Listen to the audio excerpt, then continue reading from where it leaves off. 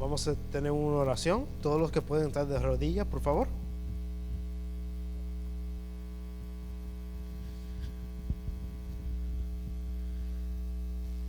Señor Dios que está en los cielos, santificado, glorificado sea tu nombre, Señor. Señor, gracias que estamos ya entrando en tu sábado, Señor.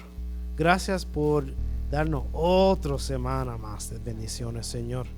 Y de toda la bondad que tú has hecho por nosotros esta semana, que nosotros lo podemos celebrar en este sábado, Señor. Señor, estamos aquí tus hijos en tu casa, Señor. Señor, que tu Santo Espíritu nos pueda acompañar.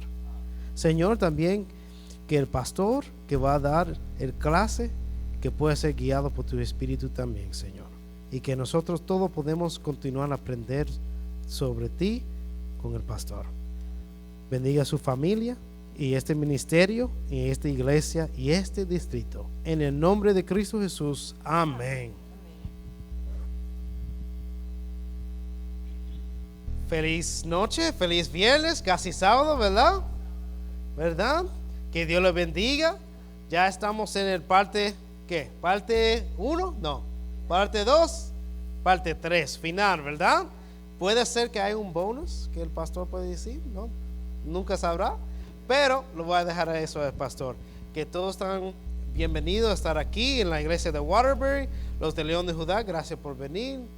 Sabe que ustedes son cerca de nuestro corazón, de la madre, y queremos que continuar a estar juntos como el distrito, ¿verdad?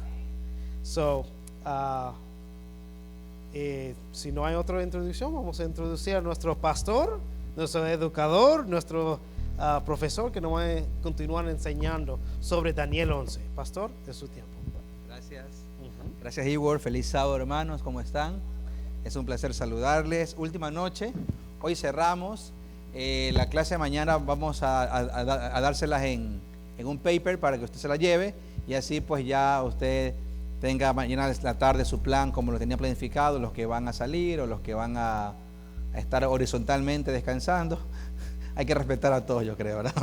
Muy bien, feliz sábado para todos. Estamos muy contentos. ¿Cuántos de ustedes han disfrutado de estas clases? A ver. Una cosa es un culto, otra cosa es una campaña, otra cosa es un programa de jóvenes, otra cosa es una clase bíblica. Una clase bíblica, una clase sin mucho formato, sin liturgia, una clase, vamos al punto, vamos despacio, enseñando, y eso es bueno. Así que, bueno, me alegra mucho que la experiencia haya sido buena, ¿verdad? Bueno, hoy tenemos la última noche, la clase nueva está acá, de este lado. Vamos a hacer un repaso, como es costumbre, para cumplir con la didáctica. Todos tienen en qué anotar, tienen sus carpetitas. Alguien que no tenga, ¿tú tienes, Kevin, carpetas? ¿No? No trajiste, pero se la tenías, ¿no? Se te olvidó. Le más te la va a cobrar, Joandia, te la va a cobrar. Joandia es tremenda, ¿no? Tú no juegues, ¿verdad que sí? Ahí sí, dice. Ok, bueno. Pueden tomar fotos. Esta es la clase número 1, atrás está la clase número 2. Ya la voy a voltear. Y la de ayer y la de hoy está acá. Y la de mañana le damos un paper y salimos del susto, ¿ok? Salimos del paso, ¿no? Ok, muy bien. Hemos estudiado Daniel 11. Y vale decir que Daniel 11 es un capítulo complejo, muy complejo. Tan complejo que la iglesia oficialmente se detiene en decir sí, así, asado. Pero la teología nuestra es tan rica que hay una dirección. Y un libro que yo recomiendo que compren para que lean, que es muy bueno, para mí es el mejor de los 3, 4 que he leído sobre Daniel 11. Este es el mejor libro, que es del doctor William Shea, Daniel, así se llama, Daniel. El libro de William Shea es el mejor, tiene el método historicista clarito, usted lo puede seguir, la historia es tremendo. William Shea, y además es un gran teólogo, bueno, ya murió, él murió en el 2020, en la pandemia. Pero fue una pérdida grande de la iglesia, uno de los teólogos más grandes que ha tenido la iglesia, ¿no? Así que usted puede estudiar, también puede estudiar a Duncan. Yo voy a mandarle más tarde los enlaces de los libros al grupo de la iglesia, para que los que quieran lo compren. Yo tengo un acuerdo con Juan, pero el que quiera pues lo puede comprar en internet. Esto a Joan les puede comprar y usted le paga a la iglesia pues los centavos que corresponden. Siempre es bueno educarse, porque uno nunca sabe en qué momento viene un movimiento difícil en la iglesia, que vienen y usted está educado, usted está firme y usted no es movido por cualquier viento de doctrina. Ok, muy bien. Entonces el capítulo 11 de Daniel es el penúltimo capítulo del libro, pero pertenece a una unidad literaria que comienza en el 10. El 10 es la respuesta a la oración de Daniel, que está en el 9. El ángel se entrevista con Daniel, él tiene la visión, el ángel lo anima, posiblemente sea Gabriel, pero el ángel dice allí, y entonces el ángel comienza a hablar en el capítulo 11, ¿no? Entonces nosotros como por motivos de estudio lo hemos dividido en algunas secciones el capítulo 11. La primera sección era ¿qué? El versículo 1 y 2. ¿Recuerdan conmigo? A ver, conmigo chicos. 1 y 2, ¿verdad? Que hablaba sobre los reyes medos y persas, ¿no? Los 3 reyes fuertes y el más rico, ¿el rey qué? ¿El rey Carlos II? No, el rey Arta. ¿Y por qué era importante ese rey? ¿Recuerdan? Hoy, hermana Yoandia, démele un premio al hermano José. Por favor, el libro que está bien. Correcto, este rey es el rey Artajerjes, el rey, el conocido en la historia como un rey rico, como el más rico de los reyes persas, y fue quien le dio toda la autoridad, el dinero, el presupuesto, las cartas, salvoconductos a Nehemías para que inicie la tarea de reedificar los muros. Ok, entonces sección 1. Sección 2, el imperio griego y todas sus divisiones, sus 4 divisiones, y vemos en el 3 Alejandro Magno, vemos en el 4 los 4 vientos y los 4 generales que se dividieron el imperio griego. Casandro, vamos, segundo, tercero y cuarto, los sirios o el imperio, la dinastía de los seleucos o los seleucitas, como se los dice, se los conoce en la historia, fueron quienes iniciaron el famoso rey del norte, el reino del norte. Recuerden, Siria, incluyendo la capital, la provincia de Babilonia, que para ese entonces ya estaba reducida a provincia. El gran reino de Nabucodonosor se redujo a provincia. Así que todo lo que comienza termina, y todo lo que sube baja, y todo el que se engorda enflaquece. Y así es la vida. El que vive muere. ¿Qué vamos a hacer? Ok, entonces, y los Ptolomeos, recuerden que representan a Egipto. Esta dinastía se centra en Egipto, hace su bastión en Egipto y se lo conoce como el reino del sur, por su ubicación sencillamente. ¿Y por qué? Porque Siria está al norte de Palestina, pues, y al sur está Egipto. No hay cómo perderse. Y además todo Daniel gira alrededor de Jerusalén, del pueblo de Israel. Todo gira alrededor de los judíos, ¿no? Entonces, sea como sea, ahí tenemos la sección número 2. Sección 3, que son las 5 guerras sirias. 6 guerras. Caramba, mira, ¿qué esta gente? Vale un premio, hermana Joan, un premio.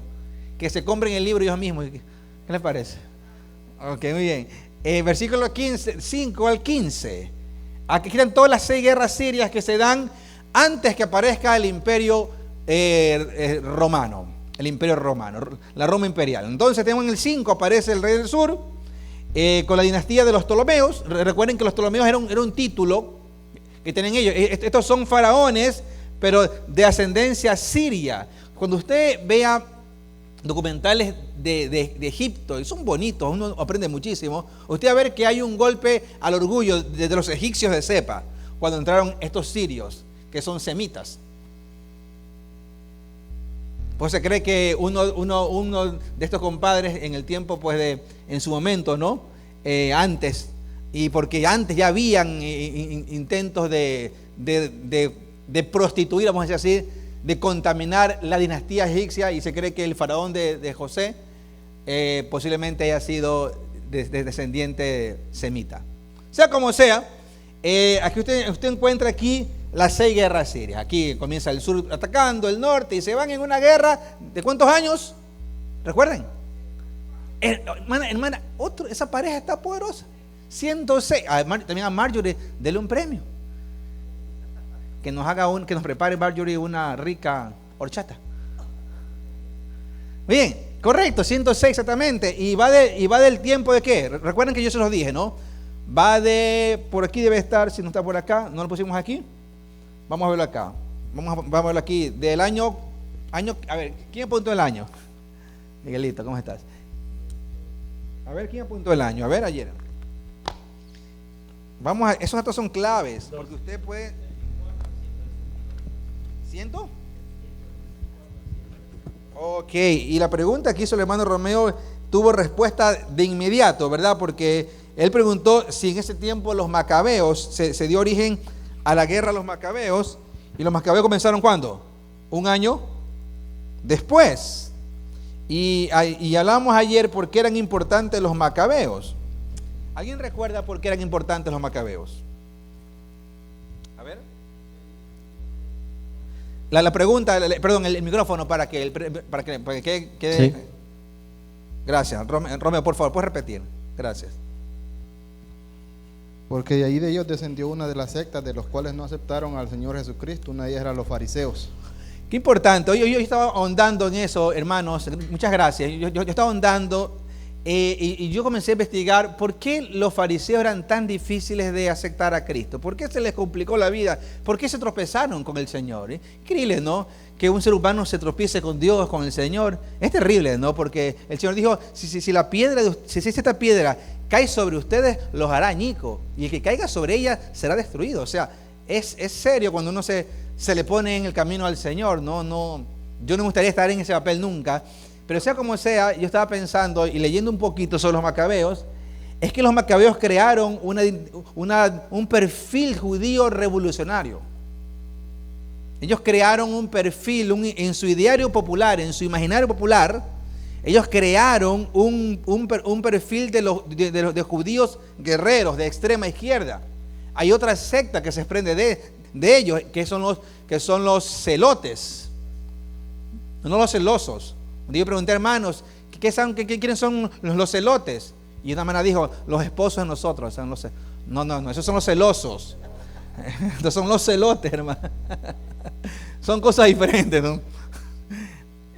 Fariseos, saduceos y celotes desprenden de la dinastía de los macabeos que vivieron del 167 a.C. hasta 60 y pico, cuando Pompeyo conquistó Jerusalén. Entonces, ¿por qué es importante estudiar los macabeos? Deberían ustedes darse tiempo de leer un poco sobre los macabeos, porque eso nos puede pasar a nosotros. Porque nosotros tenemos un ideal de la iglesia, un ideal del evangelio, y por eso cuando dice, este hermano es tan difícil, pero ¿por qué todo el mundo? Oye, pero ¿cómo se le habla a ese tipo? Y para entender a esa persona hay que entender el ideario que se creó, el imaginario que tiene. Es tremendo cuando usted alimenta su mente con un imaginario que no existe. No hay nadie que lo mueva. Entonces la gente se va a perder, no porque no hay amor ni gracia, sino porque en su cabeza hay creencias que no tienen que ver con el texto bíblico o con la línea que Dios quiere que sigamos nosotros. En la Biblia católica, como la revolución de los macabeos. Correcto. Y entonces cuando ellos, en ese tiempo de silencio, que fueron 400 años que Dios no habló, entre Malaquías y hasta que aparece Juan el Bautista, ellos se crearon una voz. Es muy importante escuchar la voz de Dios todos los días. Cuando usted no escucha la voz de Dios todos los días, usted se crea su propia voz. Entonces comienza a crearse un imaginario popular. No, para mí la iglesia es así, para mí el evangelio es así. Y entonces enrea el negocio y el diablo lo usa.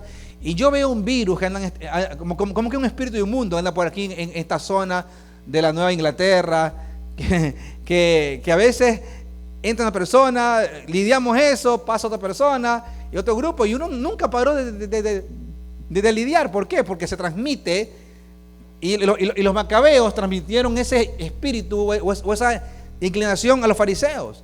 Y cuando ellos lo recibieron, no supieron quién los vino a buscar. No supieron quién estaba, con quién hablaban. Y lo terminaron crucificando al Señor Jesucristo. Es muy serio. La iglesia ya tiene más tiempo para estudiar la revuelta de los macabeos y qué implicaciones tuvieron en la Palestina de Cristo, en el mundo judío de Cristo, y cómo puede también a nosotros afectarnos. Porque la sierva del Señor dice que nosotros somos el Israel espiritual. Y todo lo que les complicó a ellos también nos puede complicar a nosotros. Es muy serio, ¿ah? Ok, entonces, por aquí seguimos. Ya yo hablé de esto ya no repetir, es muy largo. Véalo en el Facebook de la iglesia, están grabados, el hermano está grabando los sermones, los temas y los pone allí. Entonces, para voltear la página, como se dice en el argot popular, para voltear la página, se hizo todo el estudio de las guerras y llegamos, a ver, ¿quién me dice en qué versículo está la primera guerra? Siria. En el 7, muy bien. Guerra número 2. En el 9, qué rico. Número 3. ¿Ah? 10. Números 4. Caramba, estos son unos doctores en teología. Número 5. Y número 6. Wow, esta gente, hermano, usted, dése un aplausito, bonito, dése un aplausito. Chiquito. Ahí. Ok, muy bien, con un dedito. ¿Y saben por qué es importante la guerra siria? ¿Por qué? ¿Por qué? Porque ese dato no está en los libros de historia, en los libros de la iglesia. Eso sale de la historia. Y la historia no los conecta con el texto bíblico. Yo me rompí un día la cabeza y pasé un día con dolor de cabeza terrible porque comencé a estudiar la enciclopedia británica y sacar la historia y ver acá y yo sabía y yo sentía que me salía humo en la cabeza, hermano. Y estaba con dolor de cabeza todo el día, me mojé con agua en la cabeza y me sigue doliendo la cabeza, hasta que el ángel vino y me dijo, no temas que ya se te escuchó en el cielo. Y entendí que las 6 guerras sirias, desde que muere Berenice, la hija, ¿verdad?, de Ptolomeo II, hasta que aparece Roma, hasta el rey Antíoco IV, fueron 6 guerras que la historia las registra. Que la historia secular la registra y el texto bíblico la cita entre el versículo 7 y el 15, y eso es fascinante, hermanos. Eso me voló la cabeza. Amén. Entonces, cuando la historia confirma el texto bíblico, es un argumento poderoso en favor del evangelio. Usted no tiene ni idea, los que estudiamos la Biblia o los que somos unos curiosos del texto bíblico, cuando concordamos con la historia o con la ciencia, decimos que Dios está al control del negocio. En la historia universal yo pude conseguir muchos datos ahí. La regalé y la voy a comprar de nuevo. Muy interesante. Muchos datos, incluso sobre el Señor. Correcto. Es que la historia cuando la historia es objetiva y hay ética en citarla, la historia es un argumento poderoso en la profecía. También hay sesgo, pero uno tiene que saber el sesgo por dónde está, ¿no? Sea como sea, llegamos ayer hasta las 6 guerras sirias. Y entonces entramos a la 4ª etapa del texto bíblico, que fue del versículo 16 al versículo 22. Y se introdujo al imperio romano, a la Roma imperial, a la Roma de los Césares. Y lo interesante del texto, que el verso 16, ya la narrativa no está entre el reino del norte y el sur, y atacó el sur y el norte atacó los hijos. Ahora dice el rey, el ejército que vendrá. Es decir, que se introduce aquí un nuevo poder. Y la historia dice que después de Grecia, el imperio fue, ¿cuál el imperio? Roma. La Roma imperial fue el siguiente imperio. Entonces se lo conoce como el que vendrá o el reino invasor. Sea como sea, un nuevo poder político, ejército, y lo lindo de esta parte es que Roma, antes de los Césares, Roma era una sociedad que tenía una buena política antes que Julio César tome el poder, ¿no? Por ejemplo, cuando usted estudia leyes en sus países, no sé si quién estudió leyes en su país, usted le enseñan ¿qué? ¿El derecho qué? Romano. Todavía, eso es obligatorio en los que estudian leyes. Y se lo estudia antes de Julio César. Entonces Roma, esta Roma, que aparece en el versículo 16, le envía un diplomático, según la historia, y calza al rey Antíoco IV y lo convence y le dice, ¿sabe qué, hermanito? Quédate tranquilo. Ya no sigas conquistando. Deja en paz a los egipcios, déjalos tranquilos. Entonces el rey sirio, Antíoco, pues baja el moquillo, baja el nivel. Y así Roma ingresa al panorama profético. Y va creciendo, el texto dice que este será un poder que en versículo 13 no 13 no debe ser 17 o 16, dice que hará su voluntad y se compara con Daniel 8:12. Este es el cuerno pequeño que también hace lo que quiere. Y también se extiende a la tierra gloriosa, y también en Daniel 8:9, también el cuerno pequeño se extiende hasta la tierra gloriosa, que es Jerusalén. Todo esto termina cuando Pompeyo, el general romano, conquista Jerusalén y la anexa al territorio romano. Historia que puede dar este sueño, pero es importante saberla, ¿no? Esto es un repaso de ayer y el miércoles. Entonces aparece en el 17, en el verso 17 de Daniel 11, aparece el gran emperador Julio César, el primer César. Y recuerden que el César era un título divino, ¿no?, que ellos se habían adjudicado. Y pues aparece la señora, ¿qué? Cleopatra, hermana. ¿Cuál Cleopatra era esta? ¿Cuál? La séptima Cleopatra. Habieron 7 Cleopatras y también era un título, Cleopatra, era un título para la princesa. Hubieron 7 Cleopatras. Y la última es la que se casa con el señor Julio César. Y el emperador pues hace un nexo de paz con Egipto y tiene un hijo llamado Cesario, que seguramente en honor a él, la tierra de Cesarea se le conoce después en los días de Cristo. Lo más seguro. Y también cuando se murió don Julio César, se casó con el general Marco Antonio. Era una muchacha bandida, pero era hábil, tan hábil que hoy en día hay una arqueóloga dominicana, ya lo dije ayer y el miércoles, que está detrás de la pista de Cleopatra, séptima Cleopatra, la séptima, doña Caitlin Martínez, que se llama, Carlene Martínez. Es una chica brillante, dominicana, que tiene en el Museo de Egipto, le han dado una gran área para que ella está allí exponiendo las cientos o miles de piezas arqueológicas que ha descubierto alrededor de Cleopatra séptima. ¿Qué les parece? Cómo la historia confirma el texto bíblico. Entonces, y nos fuimos de largo hasta el 18, por allí, 19, que habla sobre los César, las dinastías. El 19 habla de la fragilidad de los César. Ellos morían jóvenes, eran reinos fugaces muchas veces, porque la traición existía. Y yo les decía a ustedes ayer, ya te doy, y yo les decía a ustedes ayer, les decía que hoy los derechos humanos nos garantizan la vida a los líderes, a algunos líderes. Otros los matan de frente o los matan por allí, pero si no hubiera derechos humanos, ya muchos líderes estaríamos muertos, políticos, religiosos, educativos. ¿Por qué? Porque el amor al poder ha sido el mayor móvil de los crímenes en la era cristiana, en nuestra era también, desde la humanidad, desde que el mundo es mundo. Sí, hermano mío. No, que todo eso sucedía por el amor al poder, entonces los mataban jóvenes, o los envenenaban, o al cuchillo. Correcto. El hijo de Julio César murió a los 17 años, Octavio lo mató, el siguiente César lo mató para que no haya ninguna simiente de su dinastía. Es como los leones, usted ve en los documentales de Nat Geo, ¿verdad? Cuando un león macho encuentra una león hembra con sus cachorritos, mata a todos los leoncitos para que nuevamente volverla a preñar, que es la palabra para los animales, ¿no? Aunque se escucha feo, pero es la correcta para los animales, preñar, ¿no?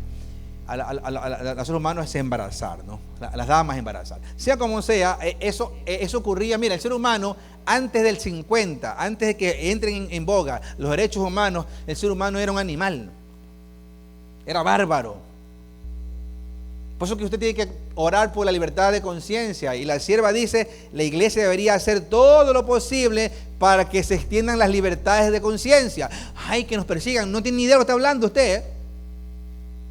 Ella nunca está abogando por eso. Ella dice que va a pasar, pero ella dice, queremos orar y tener hombres y mujeres en las grandes esferas, dice ella, donde se extienda, ¿qué? La libertad de conciencia. Pero la hermandad, que nos persigan. Terrible es. Ahora, hoy en Perú, no sé si usted se vivió en Perú hoy día, hermano. En Perú, el Senado peruano, me pasaron el clic de la noticia, tenía que ampliarla. El Senado peruano aprobó que todos los trabajadores sabáticos, estudiantes, tengan derecho constitucional en respeto al día de reposo para aquellos que guarden el sábado, judíos y adventistas. That's it, hermano. Hoy, para la gloria de Dios. Sea como sea, eran reinos cortos, porque no había derechos humanos, no había libertades. Los César morían rápidos. Entonces, y fueron ahí creciendo. Y hubo un César en el verso 20, que fue don César Augusto, ¿verdad? ¿Recuerdan? Que fue el César del censo, que mandó María y a José a censarse en Belén. Miren ustedes cómo la Biblia va siendo corroborada con la historia. Y aquí me faltó el 21, el 22 y 23, que decía que el siguiente César, el 21 y 22, fue a Tiberio. ¿Y Tiberio cuál fue Tiberio? El César de los días de Cristo, de su ministerio. Correcto. Bueno, y allí llegamos con los César, ¿no? Ahora sí, después llegamos a la Roma cristiana, que ya nos quedamos aquí. Y ya aquí para acá es lección nueva, así que pongámonos pilas, ahora sí. Lección nueva. Al final tomen fotos y vamos a intentar que en los días siguientes mi esposa pueda poner en computadora las clases y se las mandamos a los grupos para que ustedes, si les interesa, la baje, la imprima y haga su archivo. Todo adventista debería tener un archivo profético, una carpetita, un folder con todos los documentos de la iglesia oficial para tener siempre una fe bien firme. Amén. Ok, mi trabajo como pastor es compartir y fomentar eso. Ok, ahora sí, vamos acá. Vamos a abrir la Biblia en Daniel 11, los versos 23 al 39. Son largos, pero solo vamos a leer Daniel 8, 9, que nos va a dar una idea de lo que estos versículos van a hablar, ¿no? Están aquí bosquejados. Son bastante largos, que no vamos a leerlos todos, pero ¿por qué? Porque ya hemos hablado sobre Daniel 7, 8, así que no quiero hablar de lo mismo que ya he enseñado años anteriores, ¿ok? Muy bien, entonces, según los versículos 23 al 39, nos hablan de que aparece una declinación de Roma. Es una declinación del Imperio Romano. Vea usted acá, el Imperio Romano, cuando aparece en el versículo 16, dice que hace todo lo que quiere, que se extiende su dominio a la tierra gloriosa. O sea que los genes de Roma imperial, la Roma cristiana, la Roma religiosa los va a absorber. Es como los genes suyos y míos que pasan a nuestros hijos. Aunque usted no quiera, usted le hereda algunos errores y virtudes a sus hijos. ¿Sí o no? Ahora, ¿cuándo uno se da cuenta de que está mal? Cuando lo ven los hijos, ¿verdad? Cuando uno es soltero, uno ni se cuenta que tiene errores, que usted hace lo que quiere. Pero cuando ese error salió en sus hijos, ¡ay, ya la vida! Uy, lo dañé. La imagen de la bestia. Claro, entonces, la Roma imperial engendra genes a la Roma cristiana. Y ven ustedes aquí, vamos a leer Daniel 8, 9. ¿Quién lo tiene? A ver. Hermano Morenito, léalo por favor. Y de uno de ellos salió un cuerno pequeño que creció mucho al sur y al oriente y hacia la tierra gloriosa. Oh, aquí ya habla del cuerno pequeño. Daniel 8:9. Y es lo mismo, es el mismo tema que va a hablar, que hablan los versículos 23 al 39. Y miren las características de este nuevo poder, de este cuerno pequeño, según Daniel 8:9, son del 23 al 30, cuando usted lee en su casa, si esta noche leyó, están las campañas militares efectivas. Ya no eran campañas bélicas con ejército romano, ahora eran cruzadas religiosas, eran guerras santas, lo que dice en Medio Oriente, ¿ya? Las guerras santas. Yo hoy día vi una cosa terrible ahí en noticias que puede afectar, pero bueno. Entonces se comenzaron las guerras santas y toda la persecución romana cristiana contra los musulmanes que le decían moros. Cuando usted ve el equipo de fútbol Marruecos, cuando usted lee el Cid del Campeador, que es una lectura obligatoria en la secundaria, en high school, cuando usted lee el Cid del Campeador, usted va a ver la historia de la guerra entre los españoles y los musulmanes de Marruecos. Y se le dicen los moros. ¿Usted escucha esa palabra, moros? No el moro de lenteja que se come. No es el moro de frijol. No. Ya bichuela, tú piensas en comida, mujer. ¿Qué pasa? Los moros es una palabra, la conocen, ¿no? Los moros, a los niños católicos no bautizados. Entonces los católicos le decían a los musulmanes moros. O sea, cuando usted lee el Cid del Campeador, o el Mío Cid, que se llama, es una gran novela, hay una película que la hace el doctor Charlton Heston, el actor Charlton Heston, pero cuando usted lee el libro, usted va a ver allí lo que pasó en parte en cuanto a este tiempo, ¿no? La historia. Entonces ellos atacaron no solo a los musulmanes, a los cristianos. Comienza el tema de la Inquisición. Yo hablaba ayer que en Perú y en México están dos museos que nos muestran el horror de la Inquisición, de la Santa Inquisición, ¿no? El tribunal, a pesar que en Perú, el que yo conozco, en Perú no te dicen que es contra los cristianos. Yo pregunté, yo era un pastor joven y nos llevaron, y yo pregunté, le digo al guía, pero aquí mataban cristianos. No, sino brujas y herejes. Le digo, ¿y quiénes eran los herejes? Le digo. Claro, quería a un grupo de pastores darnos vuelta a nosotros, ¿no? Entonces, yo le pregunté, como yo soy preguntón, le pregunté. Entonces, la Inquisición persiguió a los cristianos, los versículos 32 al 34. A ver, leamos el versículo 32-34 en el libro de Daniel 11. A ver, vamos a leer. Daniel 11, 32 y 34. A ver, al 34. Con lisonjas seducirá a los violadores del pacto, mas el pueblo que conoce a Dios se esforzará y actuará. Y con los sabios del pueblo instruirá a muchos, y por algunos días caerán a espada y a fuego, en cautividad y despojo, y en su caída serán ayudados de pequeño socorro, y muchos se juntarán a ellos con lisonjas. Correcto. Ahí está el concepto de persecución. El clero católico era muy político con los reyes y también los excomulgaba, pero siempre hacían alianza entre el Estado y la iglesia, y entre ellos se compraban los terrenos. Cuando usted, por ejemplo, si usted era viuda, hermana Margarita, si usted era viuda y ya su esposo había muerto, por ejemplo, el clero le quitaba su tierra, le expropiaba sus tierras. Era arbitrario con los pobres, pero era político con los ricos, ¿no? Y aún ha quedado todavía ese sistema por acá, ¿no? Que con los ricos somos bien y con los pobres somos malos, ¿no? Eso es nefasto, eso es herencia de la Edad Media, ¿no? Sea como sea, también entró el tema de las indulgencias. Dice el versículo 30 que ellos golpean el Santo Templo, y el templo es el símbolo de salvación. Los judíos peregrinaban una vez al año, por lo menos para el Yom Kippur, para el día de expiación y para la Pascua. Venían de diferentes partes del Medio Oriente para tener un servicio salvífico. Este poder también golpea el templo, ¿no? Igual que el grupo pequeño que corta el continuo sacrificio. Y eso se entiende, eso yo he enseñado anteriormente, así que esto es un repaso violento.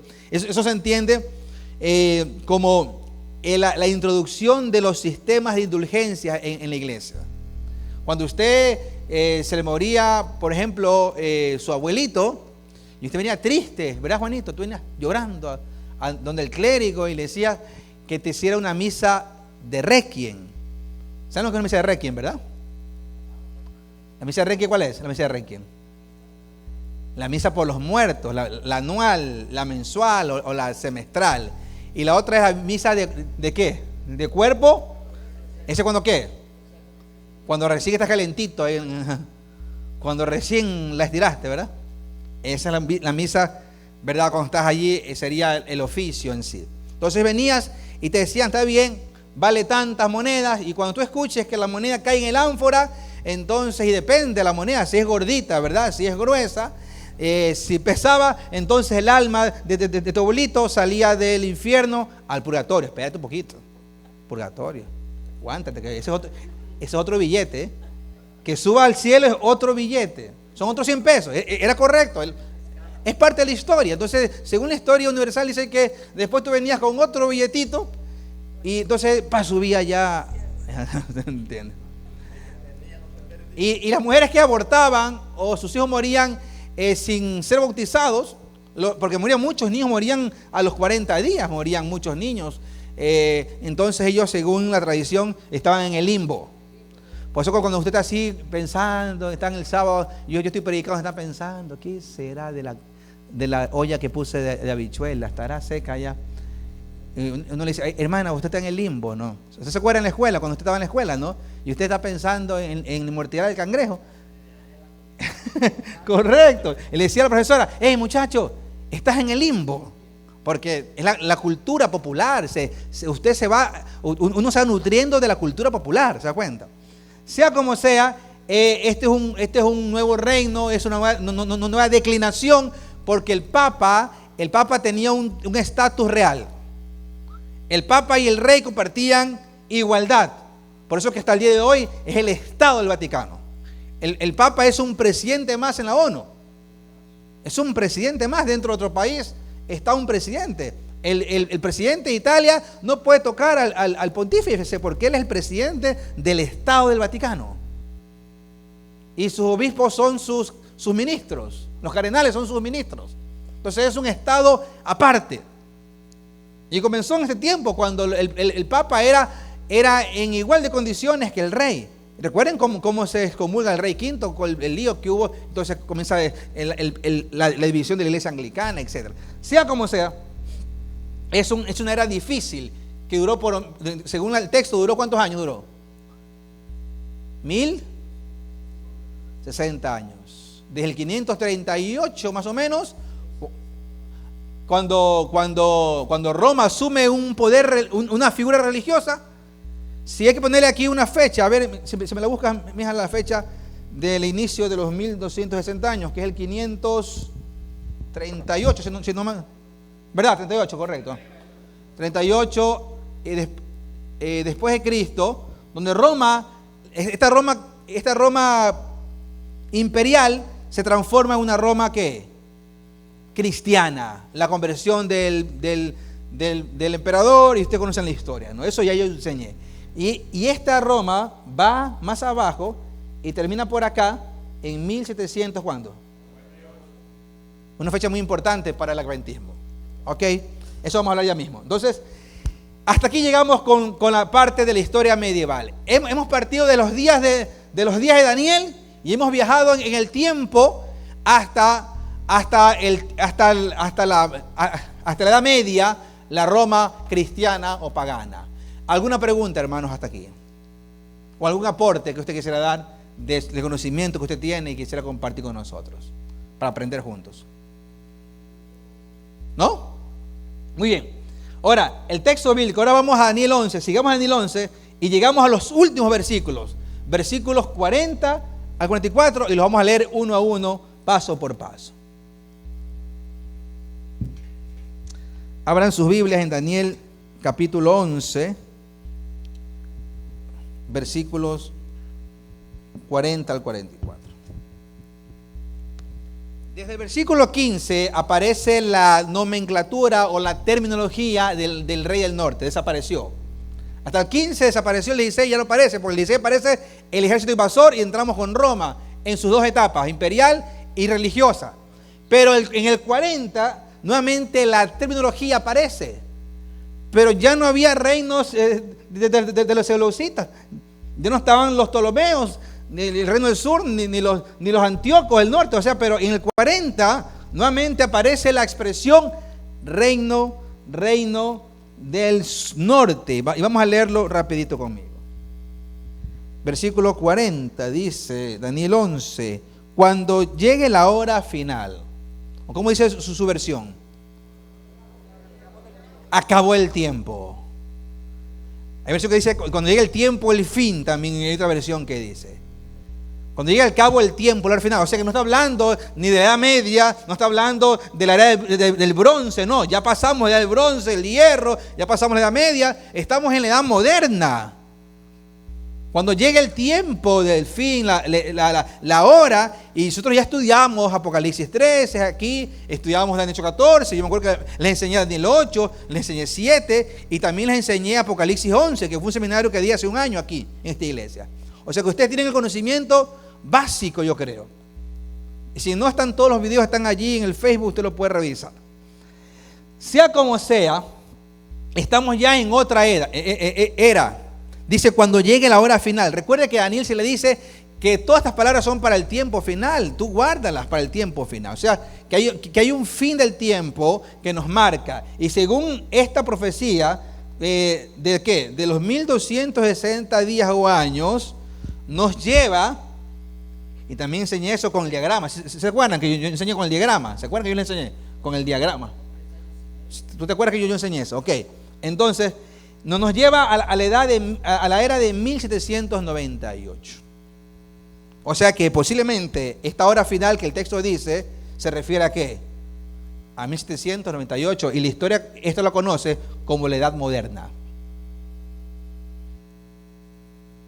Ok, y eso ya pasaron casi 300 años, han pasado ya. Casi 300 años, ok.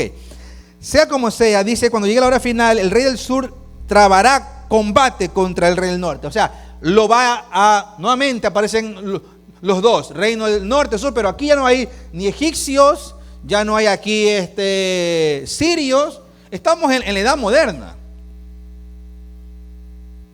Entonces, tiene que ser que estos términos son simbólicos ya. Aquí eran literales, en las 6 guerras fueron literales, pero aquí ya toma un aspecto simbólico.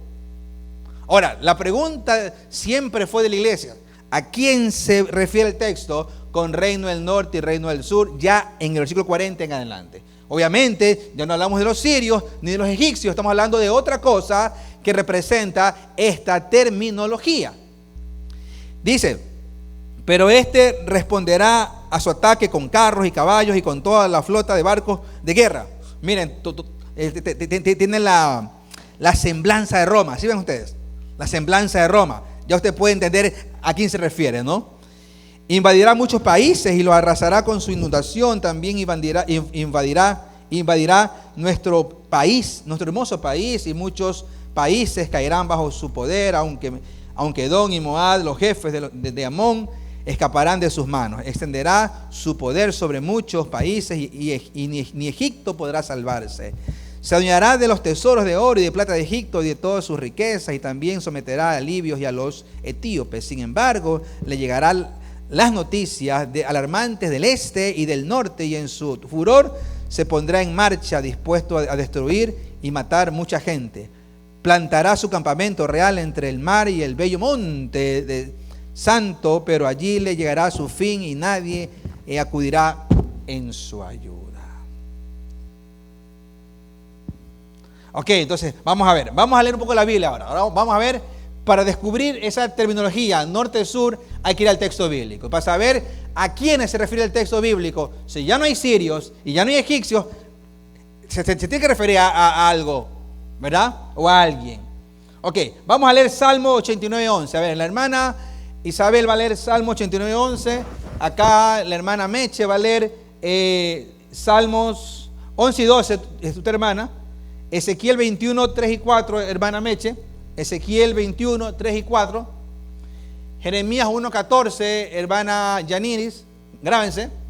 Hermana Ada, Jeremías 46, 25 y 26. Jeremías 46, 25 y 26. Y Ezequiel 14, 13 le vamos a dar a la hermana Loida. Ezequiel 14, 13 y 14. Ok, acuérdense lo que les dije. Ya me olvidé lo que dije. Ok, ya usted, vea usted cómo se desenvuelve usted ahora sí. Usted maneja Ezequiel 21, 3 y 4, usted. Salmo es la hermana Isabel. Vamos, adelante. Salmo 89:11. Tuyo es el cielo y tuya la tierra. Tú fundaste el mundo y todo lo que contiene. Por ti fueron creados el norte y el sur, el Tabor y el Hermón. Cantan alegres a tu nombre. ¡Wow! Ya el salmista ya incluye ese dialecto de norte y sur. O sea que en el texto bíblico ya está, es una idea en los autores de norte y sur. Ok, ¿quién sigue? A ver, Ezequiel, ¿quién es Ezequiel? O la hermana, ¿usted es Ezequiel? Jeremías, ok, Ezequiel, vamos a Ezequiel. Ezequiel 21, 3 y 4, hermana Mech. Aún no está lista. Vamos allá primero. Jeremías 1:14. Me dijo Jehová: del norte se soltará el mal sobre todos los moradores de esta tierra. Wow, ya está en el texto bíblico que del norte vendrá ¿qué? Mal, o sea que el norte está relacionado con multitudes, con gente, con mar. Correcto, vamos a ver. Ahora sí, Ezequiel, ¿tiene usted? 21, 3 y 4. 21, verso 3 y versículo 4. Dice: dirás a la tierra de Israel: así ha dicho Jehová, he aquí que yo estoy contra ti y sacaré mi espada de su vaina y cortaré de ti al justo y el impío. Dice el 4: y por cuanto he de cortar de ti a justo y al impío, Por tanto, mi espada saldrá de su vaina contra toda carne desde el sur hasta el norte. O sea que todavía el sur y el norte tienen un contexto de guerra, de juicio, ¿ok? Vamos adelante. ¿Quién sigue? Jeremías 46, 25, 26. ¿Quién dice? Manada. Acá la manada, por favor. Manada, con voz de locutora. Dice la palabra de Dios, Jehová de los ejércitos, Dios de Israel, ha dicho: he aquí que yo visito el pueblo de Amón, de No, y a Faraón, y a Egipto, y a sus dioses, y a sus reyes, así a Faraón como a los que en él confían. El 26 dice: y entregarélos en las manos de los que buscan su alma, y en mano de Nabucodonosor, rey de Babilonia, y en mano de sus siervos. Más después será habitada como en los días pasados, dice Jehová. Palabra de Dios. O sea que Egipto es un terreno de conquista de Babilonia que estaba en el norte, ¿recuerdan? Ok, correcto. Entonces Egipto es un terreno de conquista, según Ezequiel. Son contextos diferentes, pero nos pueden dar a entender el énfasis del norte y sur. Ok, sigamos para ir avanzando. A ver, ¿qué falta? A ver, Jeremías 1:14. ¿Quién lo tiene? Ya leyeron. Ezequiel 14, 13 y 14. Hermana Loida. Ezequiel 14, 13 y 14.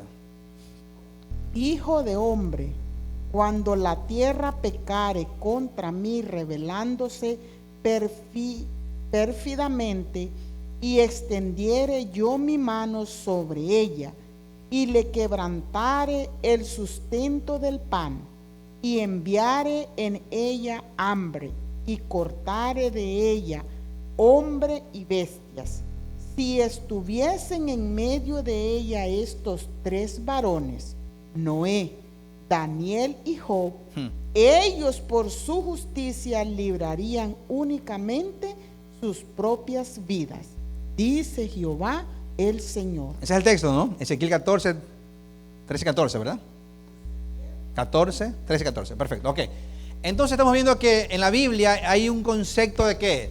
De cuando se habla de norte y sur, es un concepto de guerra, de juicio. Entonces, alguna guerra, algún impasse hubo en esta fecha entre dos poderes que representan el norte y el sur. ¿Usted recuerda que hablamos que los sirios eran el rey de qué? Del norte, ¿recuerda? ¿Y Egipto era qué? Rey del sur. Ahora ve usted, vamos a un texto más aquí. ¿Quién simboliza o qué simboliza el rey del sur? Lea conmigo Éxodo 5:2. Si Egipto era el rey del sur en la historia que hemos leído acá, en Daniel 11, vamos a ver cómo fue el Egipto bíblico. Por lo menos en Éxodo 5:2. A ver, vamos, que lea la hermana Marjorie, por favor. Ezequiel 5:2. Dijo Éxodo. Éxodo 5:2. Y leamos Isaías 31, 1 y 3. Démosle allí al hermano Tello. Hermano Tello, Isaías 31, 1 y 3. O su esposa si puede leer, ok. Vamos a Marjorie, por favor. Y Faraón respondió: ¿quién es Jehová para que yo oiga su voz y deje ir a Israel? Wow. Yo no conozco a Jehová, ni tampoco dejaré ir a Israel. Cuando Moisés fue a pedirle a Faraón que suelte al pueblo que estaba esclavo en Egipto, Faraón dijo: ¿quién es Jehová? No lo conozco. ¿Y por qué tengo que obedecerle a Jehová? Ni lo conozco, ni Dios ir a su pueblo. O sea, ¿cómo se conoce eso? ¿Cómo qué? ¿Cómo? También, correcto, pero ATM, no el cajero ATM, no.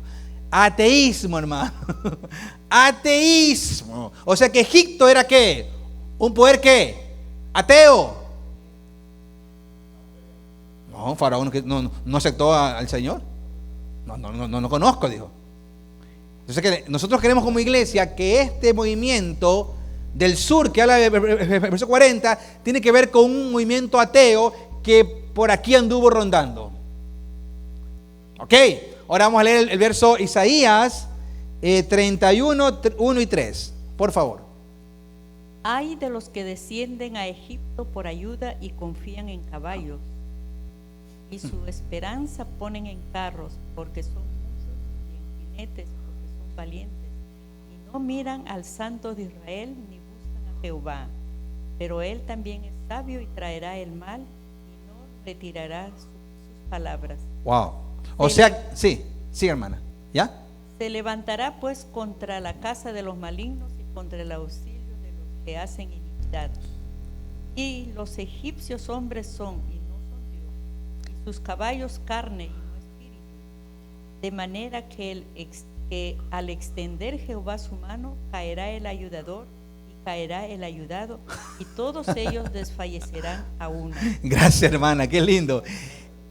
Los egipcios son que hombres, no son Dios. Y sus caballos son que carne y no espíritu. O sea que Egipto representa un poder ateo, un poder humanista. Hay aquel que va a buscar su respaldo y su refugio en Egipto. Él caerá y también quien lo ampara. O sea que en este tiempo final, hubo un movimiento ateo que se liberó de todo lo que era Dios. Y dijeron, no, nada de Dios. Nada de cuestión. Nada, ahora la razón. Y recuerden que yo les enseñé aquí, ¿se acuerdan cuando estudiamos qué? Apocalipsis 11, ¿cómo se llamó ese movimiento humanista, ateo, que surgió por 1700 y algo por allí? ¿Usted recuerda? La Revolución Francesa. Los intelectuales franceses, presionados por el abuso católico, por la pobreza que había en Francia, se reunían en pequeños grupos y comenzaban a filosofar, comenzaban a pensar y decían que es un azote, es un lastre la religión. Entonces ahí nace la frase, la religión es el opio de los pueblos. Nace de Francia. Entonces quiere decir que el rey del sur posiblemente aquí en el verso 40 esté representado por un movimiento ateo que le hizo frente al catolicismo, porque el texto dice, lea conmigo el 40 otra vez, el 40 dice, cuando llegue la hora final o el tiempo final, el rey del sur trabará combate con el norte, o sea que lo frenará, va a ponerle ¿qué?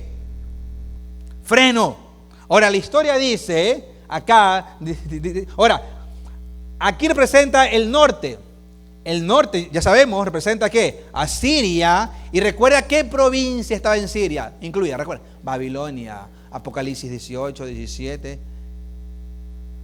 Ha caído, Apocalipsis 14, el mensaje de los tres ángeles. Entonces, que el reino del norte representa a Babilonia, es un poder religioso eclesiástico, arbitrario, ¿verdad? Egipto al sur. Entonces el 40 está hablando de una batalla moderna, en la era moderna, está hablando de 1798, cuando la historia menciona que Francia enfrentó a la estirpe francesa y al poder católico. No solo enfrentó al catolicismo, también enfrentó el abuso del poder del Estado. ¿Ok? Pero de paso también enfrentó al catolicismo. ¿Ok? Entonces, según la historia dice la historia que el general Berthier, en 1798, él tomó al Papa Pío ¿qué? ¿Pío qué? Pío VI, y lo encarceló. Y según la profecía que está en Apocalipsis, dice que fue una herida mortal, dice Apocalipsis. Fue mortal, pero no murió. Un carro se accidentó, mortal el accidente, pero sobrevivió. ¿Me entiendes? Fue mortal, pero no se murió. Sobrevivió. Entonces, aquí todo el poder de 1260 años, aquí tiene su ¿qué? Su freno. Y se desinfla todo el poder católico. Y todo el dominio imperial de todo el este y el oriente, de las cruzadas, todo quedó reducido a la pequeña tierra que ahora tienen en el Vaticano, y que después de esto hubo un gobernante que les cedió las 40 hectáreas que ellos tienen ahora. Y dependencia y funciones independientes como un Estado independiente. Pero aquí ellos quedaron golpeados. Esta historia es linda, porque vino otro papa, que fue Pío XIV, creo, Y este fue más diplomático, aguantó más, después vino otro que cayó preso, pero el que cayó preso fue este. Fueron dos que fueron presos, pero este fue que la historia lo reconoce. Entonces, el 40 es importantísimo porque ya aquí el rey del sur y norte son simbólicos. Ya no son literales, son simbólicos. El rey del sur representa todo el humanismo ateo y el norte el poder religioso cristiano o católico. Cuando le pregunten a usted, ¿a quién representa el rey del norte en el 40? ¿A quién? Al poder religioso cristiano católico. ¿Y el rey del sur a quién? El ateísmo. ¿Usted se acuerda cuando usted era muchacho o niño, que habían ateos de verdad? ¿Se acuerda? Que habían ateos. Hace 40 años atrás habían ateos. Los hippies, los ecologistas, los de izquierda. La izquierda de ahora es una risa, es una broma la izquierda de ahora. Pero la izquierda de Marx, de Rusia, era una izquierda de verdad, pues atea, pues. Una risa, todo el que murió, el Chávez, el Maduro, el Correa, una risa. Pues son cristianos. La izquierda de los 50, los 60 era atea. El Che Guevara. Eso era gente, Stalin, esa gente atea que no creía en Dios. Todos los ecologistas eran ateos.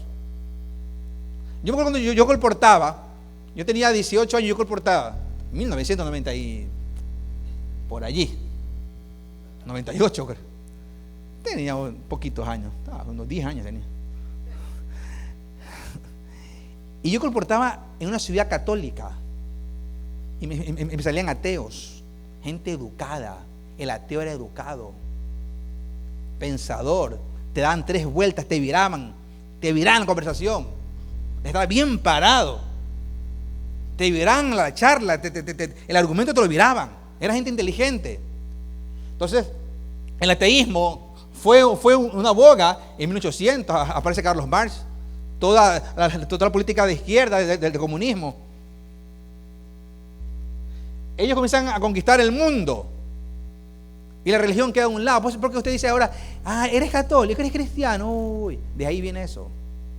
La religión, el opio de los pueblos. Opio es vergüenza, el bochorno de los pueblos.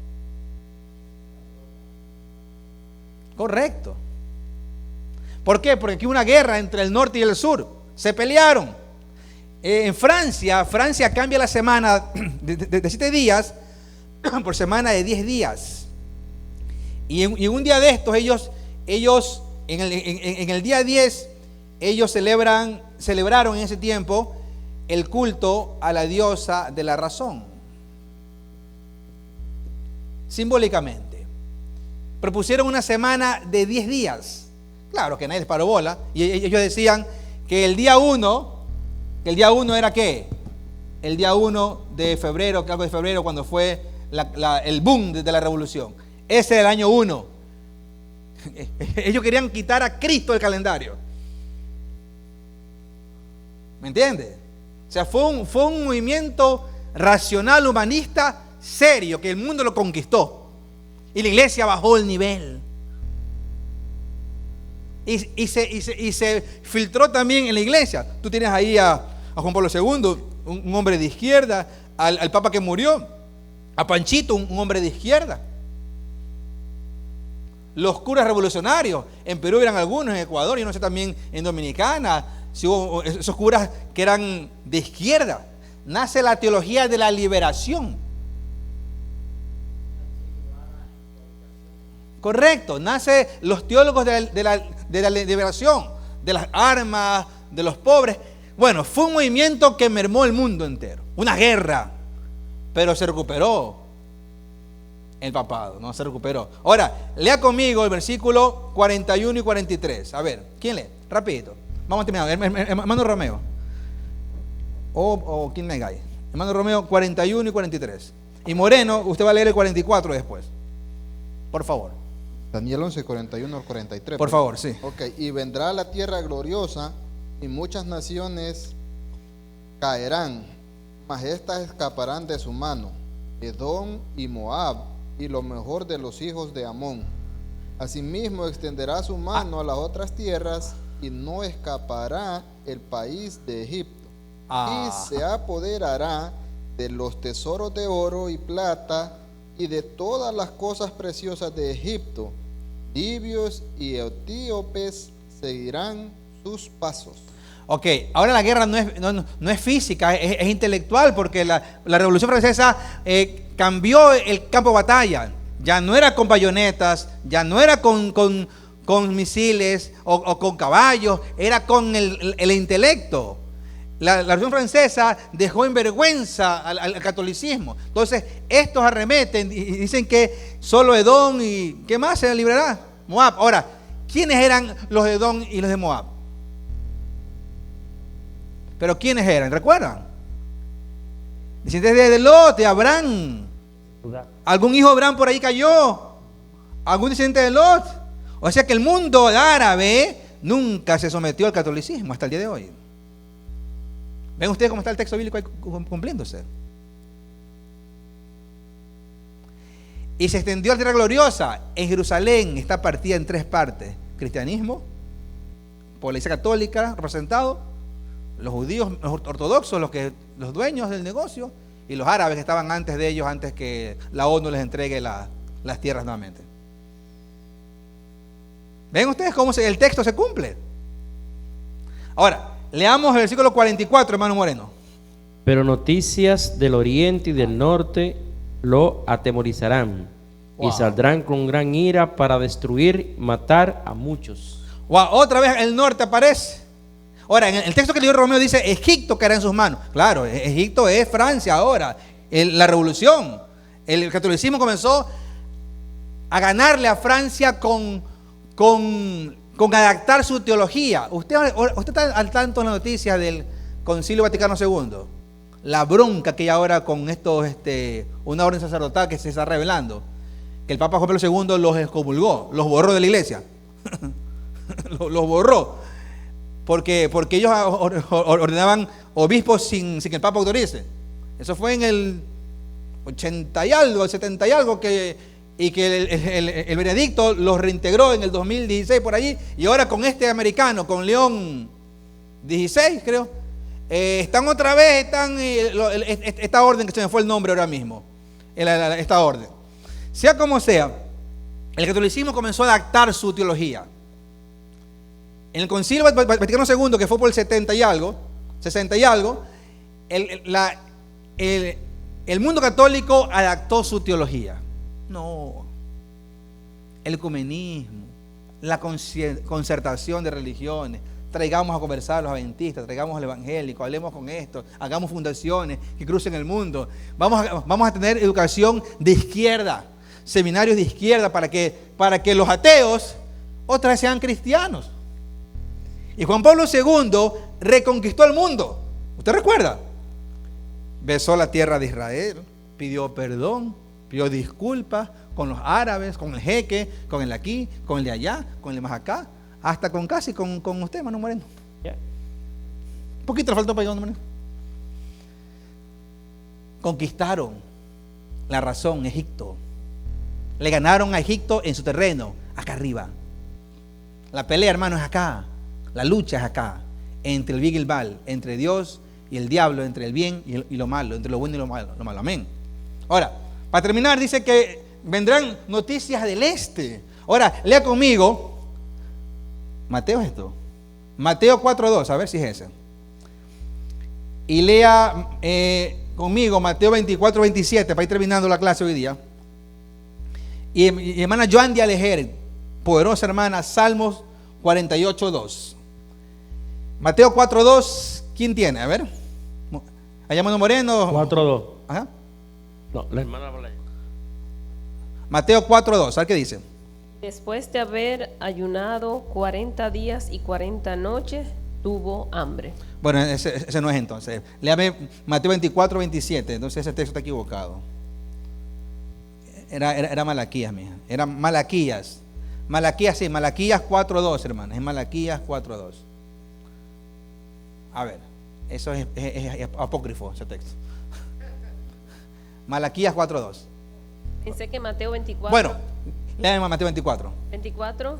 27. 27 dice, porque como el relámpago que sale del oriente y se muestra hasta el occidente, así también será la venida del Hijo del Hombre. ¿Por dónde vendrá Jesucristo? Desde el occidente. El oriente, desde el occidente, todo se verá. Ahora, acá leamos acá. Pero para ustedes que temen mi nombre, se levantará el sol de justicia, trayendo en sus yugos salud, y ustedes saldrán saltando como becerros recién alimentados. ¿Por dónde sale el sol? Por el este. O sea que a este poder religioso lo va a atemorizar quien viene por el este. El sol de justicia, hermano. Cristo está a las puertas, hermano. Amén. Alguien tiene que decir amén, hermano. Ahora lean, hermana Joandia, Salmos 48:2. Hermosa provincia, el gozo de toda la tierra, es el monte de Sión, a los lados del norte, la ciudad del gran rey. ¡Wow! También en el norte estaba el monte de Sión, la morada de Dios, el trono de Dios. O sea, que el gobierno de Dios, el juicio de Dios y la venida de Cristo lo va a hacer temblar a este poder abusador religioso. ¿Se dan cuenta? Y cerramos aquí con el 45. Dice el juicio, la vindicación del carácter de Dios. Miren, hermano, aquí. Esto es importante. Yo quiero darles un cachito respecto de esto. ¿Por qué comenzó todo este lío del mal en el mundo, en el universo? ¿Cómo se inició? En el cielo hubo un problema de lavar platos. Alguien no hizo el trabajo, alguien no limpió el hall. ¿Cuál fue el problema del cielo? A ver. Adoración. Sí, pero hubo algo que se llama ¿qué? Orgullo. La vindicación del carácter. Esto Ellen White habla mucho, esto Ellen White. ¿Cuándo es necesario vindicar tu carácter o tu honra? ¿Cuándo es necesario? ¿Cuándo qué? Calumniado. Cuando hay una calumnia, se dañó tu imagen. Entonces hay que vindicarla por un juicio, qué sé yo, por el tiempo. Que el tiempo diga, dice. Bueno, llegó el tiempo que el carácter de Dios se vindique en el juicio. Hermanos, una calumnia, el cielo lo contaminó. A veces la iglesia contamina, hermanos, con calumnias que nos hacemos unos a otros. Es terrible. Toda calumnia viene de una mente del diablo. Aunque salga de su boca, pero viene de la mente del diablo. Cuidado con calumniar a los hermanos, a los pastores. Hay doble bendición con ser un pastor, y la bendición de un pastor puede ser maldición para otro. Cuidemos a los hermanos. La calumnia dañó al mismo Dios, la calumnia lo dañó. Inició todo este relajo que estamos nosotros aquí metidos, el gran conflicto que llamamos. Y para terminar, el 45 dice que en el monte santo, dice que la guerra se llevará ¿a dónde? El 45 dice, a ver, se me perdió, estoy ciego, hermano, ya me quedé. Como Noemí estoy, sí. Plantará su campamento real en el mar. Miren ustedes, es atrevido, subirá a las alturas. Recuerda el texto. Entre el mar y el monte, en el monte bello, santo. Pero llegará a su fin y nadie acudirá a su ayuda. El monte santo hace referencia a 1 Reyes 18. ¿Usted recuerda? El monte Carmelo. El monte Meguido en el valle del Carmelo, ¿verdad? Y allí fue la batalla entre ¿quién? Entre Elías y ¿quién más? ¿Versus quiénes? Los profetas de Baal. Los falsos profetas. Fue la gran batalla. Y esa figura literaria aquí se usa. Quiere decir que cuando Cristo venga habrá una gran batalla. Pero la batalla final, el mal será erradicado para siempre. Esto que le dice la Biblia en Apocalipsis, el Armagedón, la batalla final, que es en nuestra mente, a quién aceptamos, a quién adoramos, a quién honramos. Y finalmente dice, nadie acudirá a su ayuda. Todas sus alianzas políticas, todas sus artimañas, todos sus movimientos no sirven. Por eso que la política es mala, hermano. Es del diablo. ¿Qué relaciones? No. La relación única es la verdad, hermanos. Toda la gente que hace política algún día queda sola, porque ese es el fin de la política. La iglesia debe ser una comunidad noble, donde la verdad sea lo único que se diga. aunque nos cueste la vida, la verdad, hermano. Ahí estamos bailando por aquí. Por acá nos ponen música vallenato.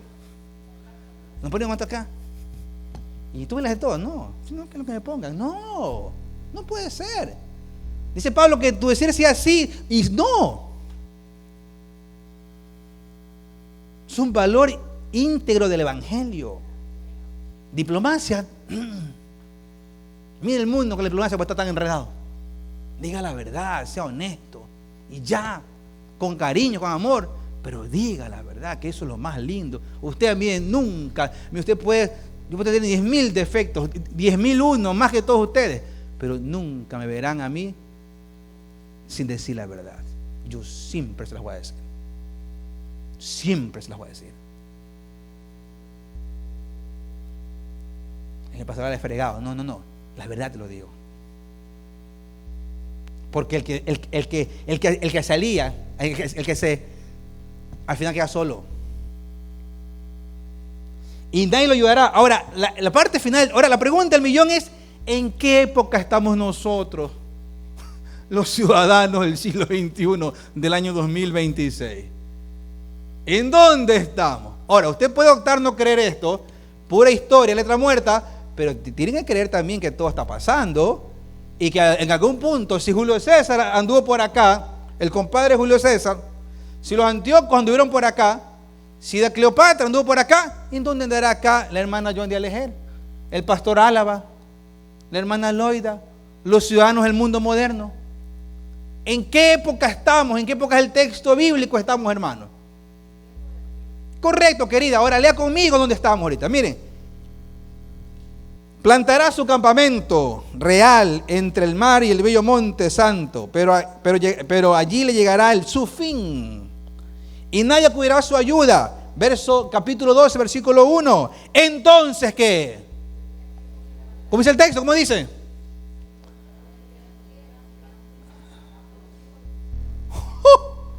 Muchacho, ya no es Antíoco, ya no es el Ptolomeo, ya no es el Julio César, ya no es el Augusto, ya no es el Tiberio. Eso pasaron. Ahora es el príncipe de los ejércitos de Jehová, el que está de parte de nosotros, el que intercede por nosotros, el que murió por nosotros, el que volverá por nosotros, hermanos míos. El Señor Jesucristo, hermano, el gran príncipe. A mí se me pone la piel de gallina. Ahora, ¿en qué tipo estamos? Estamos entrando al verso 45, hermano. Estamos en el verso 45.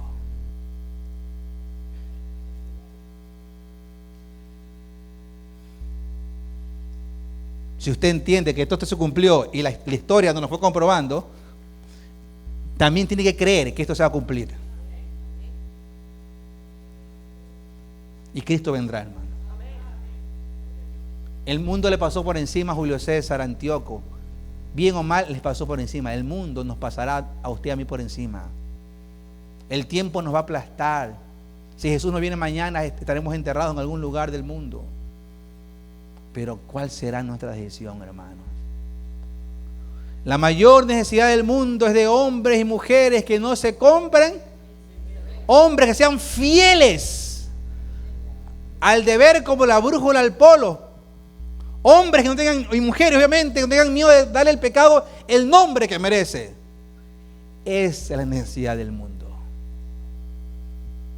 Y yo le digo a mi esposa, a veces le digo, mira, de pronto algún día no tenga ni lugar yo, pero algún día el mundo va a requerir hombres y mujeres como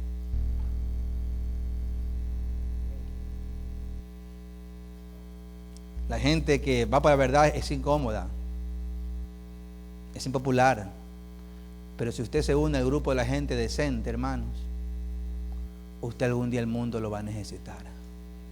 No Waterbury para que agarre el ministerio de oración, el ministerio de evangelismo, no, el mundo lo va a necesitar. Pero tiene que ponerse del lado de la verdad, del lado del bien, porque el conflicto es entre el bien y el mal. Usted se va a morir mañana, y yo también. pero usted primero que yo. Alguien tiene que predicar. ¿Quién va a predicar el evangelio? El pastor tiene que quedarse, pues. Néstor, que puede irse primero. Néstor, tú, man. Pero el pastor tiene que predicar el evangelio. ¿Quién queda al final? Pastor Alba tiene que quedar. El guapo de la película. Ahora, escuchen esto, hermanos. Fuera de broma. Nos vamos a morir mañana. Ustedes y yo nos vamos a morir. Cualquiera nos morimos. Pregúntese, hermano, cómo vivió. ¿Cuántas veces la verdad se le metió al bolsillo de acá del pantalón? ¿Cuántas veces agarró lo correcto y le hizo un pañuelo y se lo metió? ¿Cuántas veces cayó? Le quitó la vista al justo. Le dejó que apedreen al justo. Cuidado, hermanos. El evangelio sigue siendo el mismo. No ha cambiado. Que el mundo cambió, pero el evangelio es el mismo. Los valores son los mismos, hermanos. Por eso es que usted a veces dice, pastor, no que el pastor es necio, sino es que la verdad no se puede negociar, porque caballeros, pues. La verdad es verdad, ¿por qué vamos a hacer? Y yo os animo, hermanos, a ponerse al lado de la verdad. Los animo de corazón. Y miren que se los digo. No será porque yo voy a hacer algo, sino porque la vida nos va a jugar a todos. Porque el Señor es fiel con todo. Y el tiempo nos pasará por encima. Y cuando yo te digo, se lo estoy diciendo, no es porque yo soy no, sino porque la vida nos va a agarrar. La agarra a usted, me agarra a mí, y a todos la vida nos va a ajustar. Y como le pasó a la historia, a los emperadores, también le pasará por encima de usted y a mí. No hay derecho, no hay ¿cómo es? Ese español que yo quiero, tu español que me caí, ven acá. El futuro pastor Igor Herrera, del cual yo voy a ser su padrino, ¿verdad, Igor? ¿Verdad? Póngate que me cambies, te doy con todo hoy. Voy a entregarles la clase de Miguel, la clase de mañana. Y con esto habré cerrado el capítulo más complicado que tiene el texto bíblico. Ok, hermanos, ¿cuántos de ustedes quisieran ponerse del lado de la verdad? Alcen sus manos, hermanos. Hermano, estar es otra cosa, querer es otra cosa. Hay que autodisciplinarse, hermanos. Para estar al lado de la verdad hay que autodisciplinarse. Cambiar los hábitos tóxicos por hábitos buenos. Cambiar las mañas por hábitos cristianos. Para estar al lado de la verdad hay que dejar el tigueraje en palabras más sencillas. Yo soy dominicano. ¿Escucharon, hermanos míos? Y miren que se los digo, en el nombre del Señor. Hermanos, que Dios bendiga. Hermana Daniela, venga para acá a cantar. Y aquí les entrego, hermanos, la clase de mañana que no va a haber, porque ustedes tienen que descansar, tienen que dormir, tienen que viajar. Amén, dice. ¿Todas alcanzó igual? ¿Alcanzó? Ok, allá tiene Miguel. Ok, esta clase son datos, es un cuadro comparativo. Usted léala en su casa con calma.